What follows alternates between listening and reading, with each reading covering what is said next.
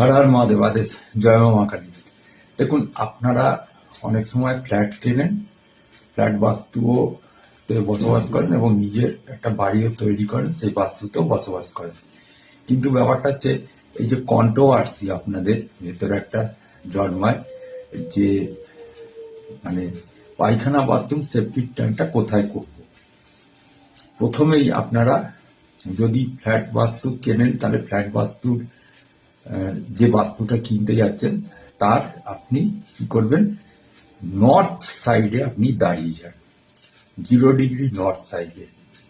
এটা মাপামাপির ব্যাপার আছে, বাস্তুর মিডিলটা ধরে মাপতে হয়।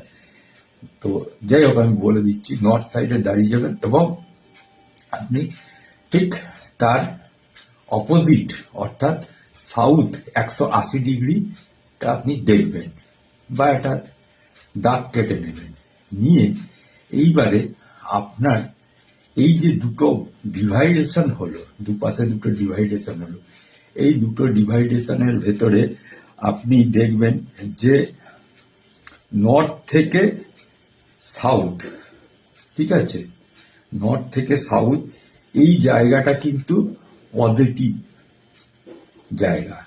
আর সাউথ থেকে আবারও সাউথ থেকে নর্থ অর্থাৎ south, north south, south West, south north এবং নর্থ এবং ওয়েস্ট নর্থ, নর্থ এবং নর্থ আর নর্থ, নর্থ ওয়েস্ট, এই সাইডটা হচ্ছে নেগেটিভ।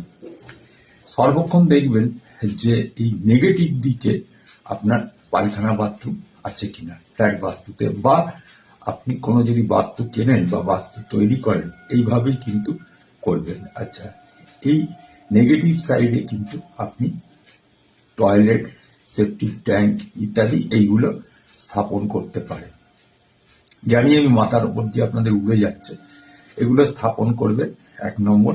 দ্বিতীয় নম্বর, এর ভেতরে সবচেয়ে বেস্ট জায়গা আমি যেগুলো বলে দেবো সেটা সাউথ সেকশন থেকে নর্থের ভেতরে করতে হবে।